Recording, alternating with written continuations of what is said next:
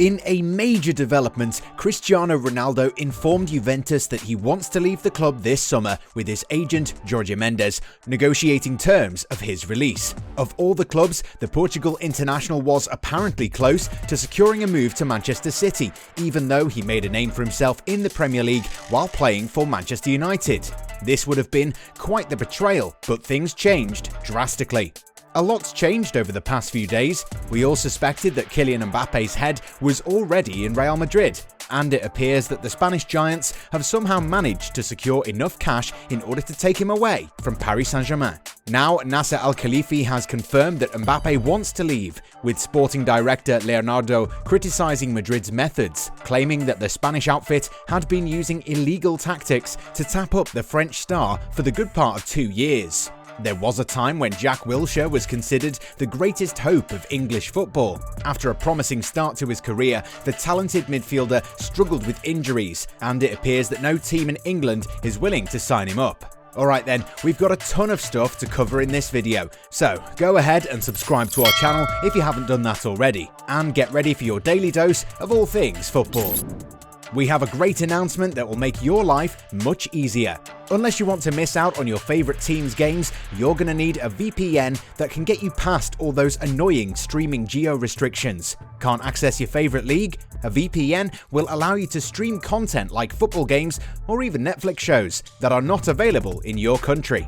Our favourite VPN provider is Private Internet Access. It changes your IP address and reroutes your internet traffic through an encrypted tunnel, hiding your online activity from your internet service provider and government censors. It's our favourite tool to stream football matches for free. It works with all major streaming services, so you have unrestricted access to all your favourite content anywhere in the world, and is available for all operating systems. Signing up is risk-free with a 30-day money-back guarantee. Sign up right now to get 83% off, plus 2 free extra months. Go to www.privateinternetaccess.com/goalside to get it now, or simply press the link in the description. Georginio named UEFA Men's Player of the Year. 2021 has been an unforgettable year for Italy international Georginio. The midfielder first guided Chelsea to Champions League glory earlier in the summer, and a few weeks later he played a crucial role in helping Italy win the European Championship at the expense of England. Throughout his time in England, the naturalised Italian has been criticised by the media, and even his future at Stamford Bridge never seemed secure. However, we all knew that the former Napoli man was a great player who needed the trust of his manager to showcase his true worth. Following his exploits for club and country, Georginio was one of the 3 players chosen as finalists for the Player of the Year award. The list included his clubmate N'Golo Kante and Kevin De Bruyne. There were several prizes presented by Uefa, and Chelsea dominated the award ceremony. Edouard Mendy was named Goalkeeper of the Year, and Kante won the Best Midfielder award. Thomas Tuchel was named Coach of the Year. Things are really looking up for Georginio and Chelsea, so do expect the Blues to be stronger than ever this season. Jack Wilshere struggling to find a club. Regardless of which club that you support, it's always heartbreaking to see a player touted for big things struggling. While there are many examples of players not being able to fulfill their potential, none of those examples come close to that of Jack Wilshere. The England international was tipped to become a world-class player, but things have not gone exactly to plan. Now 29, Wilshere is without a club, has a bad injury record, and is not getting offers from anywhere in England. After struggling with injuries at Arsenal, Wilshere moved to West Ham United and then Bournemouth, but was unable to last at both clubs. While speaking to The Athletic, Wilshere says that it's hard for him to explain to his kids when they ask him why no club wants their father. "My kids are at an age where they understand, especially Archie, who's 9. He's actually having conversations with me saying, 'What about the MLS?' or 'Why aren't you playing in La Liga?' And it is difficult to explain to him. He'll say to me, 'How come no club wants you?' I don't know. But how do I explain that to him? When I go out, people recognize me. The most difficult part is trying to explain when they ask, 'Well, why don't you just sign for a club in England?' I'm like, 'Well, no one wants me,' and they can't really get their head around it. Maybe it's time for Wilshere to try his luck in another country where his injury record doesn't become a deal breaker. Real Madrid make fresh Mbappe bid.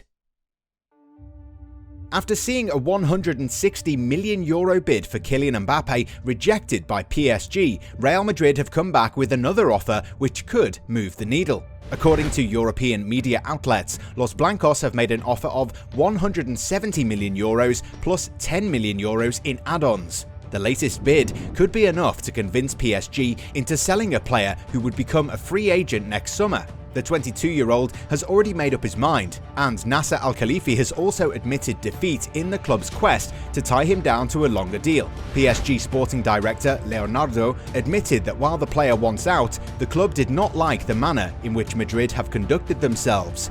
Speaking to RMC Sport, the former Brazil international says that Madrid's approach does look like a strategy to make the French giants look like the bad guys.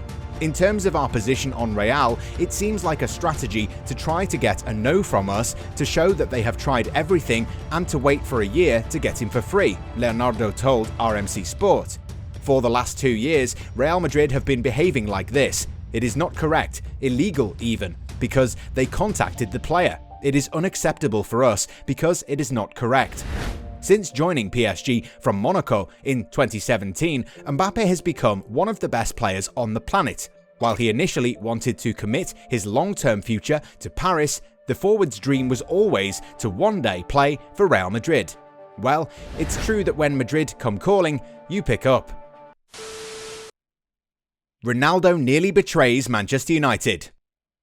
Earlier this week, Manchester United boss Ole Gunnar Solskjaer said that while all of those involved in football are professionals, when you play for Manchester United, you do not play for Manchester City. But it appears that his former teammate didn't bother about such things. According to reports, Cristiano Ronaldo already informed Juventus that his story in Turin has also been written, while his agent Georginio was trying to engineer a move to Man City. Since the news broke, people had been offering conflicting views. Most of those views came from those associated with Man United, a club where Ronaldo learned how to be a big star in the first place. Under the tutelage of Sir Alex Ferguson, the Portuguese forward became one of the most promising players on the planet before moving to Real Madrid, where he enjoyed the best moments of his playing career. Man United fans felt that a move to Man City was going to tarnish Ronaldo's legacy at Old Trafford. Then, there was another group of fans who believed that it's the club's fault that their former player was signing for a rival club.